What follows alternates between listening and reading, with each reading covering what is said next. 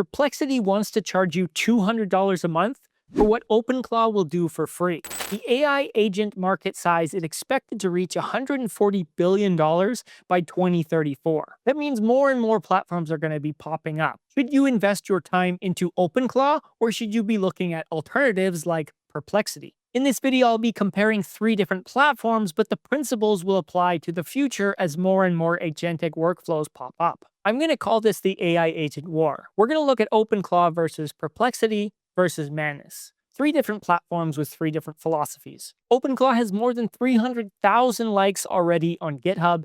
It is growing faster and faster. It has more users than Linux does, and it's been around a fraction of the time. Perplexity, on the other hand, wants to charge you $200 a month for their OpenClaw alternative, but is it really worth it? First of all, what this video is not about. In this video, I'm going to be looking at personal AI agents. These are things that are always on, they're autonomous 24/7, and they work through multi-channel messaging like WhatsApp, Slack, and Telegram. These are what run unattended while you sleep without the need for constant prompts. On the other hand, you have agentic tool workflows like Claude, like OpenAI, that are session-based, where you prompt it and it works. They're typically an IDE or a terminal and is primarily code-focused. However, these lines are getting more and more blurred. Claude Code has loop recurring prompts. It now has cron scheduling as well as agent teams. It can break tasks into multiple agents collabing together. You have things like Codex from OpenAI working autonomously and scheduling skills, apps, etc. in the background. So the gap between the two is closing, but there's still a bit of a difference between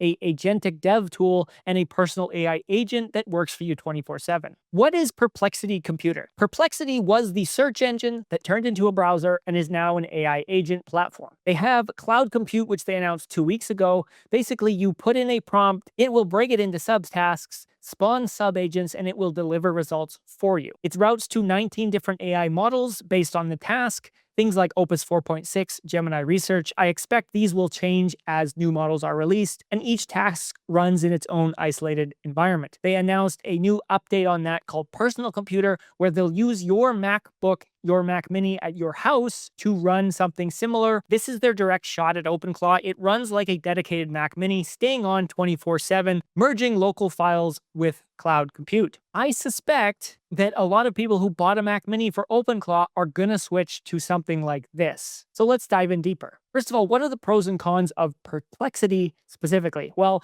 it runs 19 models. So it chooses the best model for a task by default, and it has a cloud plus local cloud hybrid. Best-in-class web research. They did start as a search engine and then a browser. And they have enterprise shipping through Slack, Snowflake, SSO, and Samsung S26 is built in, which is a massive distribution. The voice mode also allows hands-free control the way you would expect from something always on. In terms of cons, this is $200 a month for their max tier. Plus, if you want the local personal compute, you need to buy your own Mac Mini. There are no frontier models, so it is router layer only. It's currently Mac only with a waitlist, so not everyone can access this yet. And finally, the data goes through Perplexity's server, so even if you're running personal compute, the data is not truly local on your Mac Mini, it is going across their server. OpenClaw, on the other hand, has over 300,000 stars on GitHub, and for very good reason. This took tools that already existed and it built upon them in a user face that has blown up. You can now access tools like Claude Code through your favorite messaging app, and that's really what makes this so powerful. But more than just that, you can turn it into an autonomous agent that memorizes what it does, builds on that memory, and continues to work towards your goals. Much like Perplexity is trying to do, but OpenClaw is very open-ended. It is open source, and you can build whatever you want on top of it. It has 5,700 and counting community skills on ClawHub, so many people are building their own skills on top of this, and it is model agnostic. You can choose whatever you want, including local LLM. So technically, you can actually run OpenClaw entirely free, and I have another video demonstrating some of these principles, I'll put a link somewhere, where the model won't cost you anything to run and automate tasks 24/7. If you want to use the top tier models, though, you do incur API costs. It's also been flagged for security reasons, and it is very open-ended. With a lot of power comes a lot of responsibility. If you don't know what you're doing, you are putting yourself at a lot of different security risks. ClawHub skills can also be malicious. They've been found from users to be pretty much want to hack your shit and steal all your compute. So be aware of what you're doing.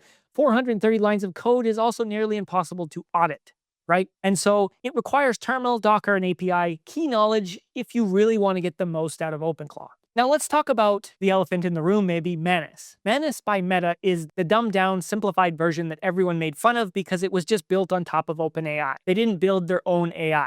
But the truth of the matter is they have massive distribution and they make it incredibly simple to use. There is zero setup, no terminal, no Docker, no API keys, and it will integrate into Instagram, WhatsApp, and Facebook natively. They've already said that, with billions of users on Meta's platform. So it is not open source. You're locked into Meta. The other cons are your data go through Meta's server. You can't inspect or modify the agent behavior, and you have no model of choice. You have to go with what they give you. So in terms of use cases, this is very much a forget and set. For a non-technical user or a business, it is a great way to get started. It is WhatsApp and Instagram native automated, so you can still use it with probably your favorite platform if you're on WhatsApp. And there are enterprise services if you're bringing this into your business. And if you're already using Meta's ecosystem, it just makes a lot more sense. But side by side, how do these three different tiers of platforms work? And this is OpenClaw versus Perplexity versus Manus, but these principles apply across the board when you look at things like an open-ended, open source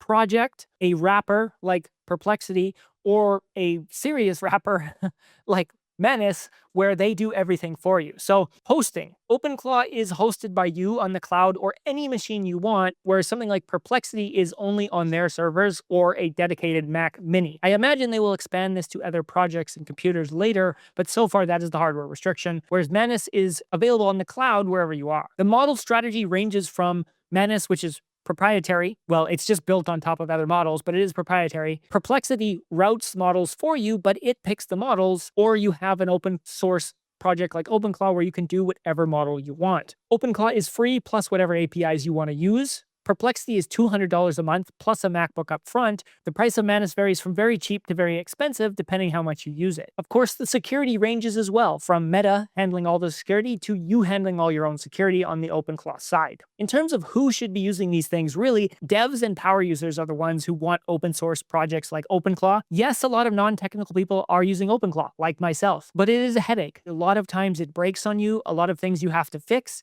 and there's a lot of downtime. It forces you to learn skills you didn't have before, which could be a bonus, but I think for a lot of people running marketing, running content, running simple automated workflows on OpenClaw, and especially if you already bought a Mac Mini, I can see a lot of them switching to projects like Perplexity, where it just uses the Mac Mini you already bought and it handles all of the setup for you, and it sort of just runs. Obviously, I haven't tried Perplexity Personal Compute yet because they announced this just yesterday, but I imagine if it works the way it says it does, it will take away a lot of the headaches of OpenClaw and still give you enough power to do what you want to do. And the question is, does that justify the $200 a month cost? And then on the other side, if you want an intro to this, if you want something very simple, Manus is your go-to. Where do these actually sit? I graphed this out very quickly so you can kind of see in terms of ease to set up, Manus is going to be the easiest, but in terms of the most powerful, it's going to be OpenClaw, but the trade-off is that is harder to set up. You're in charge of making your own infrastructure for memory,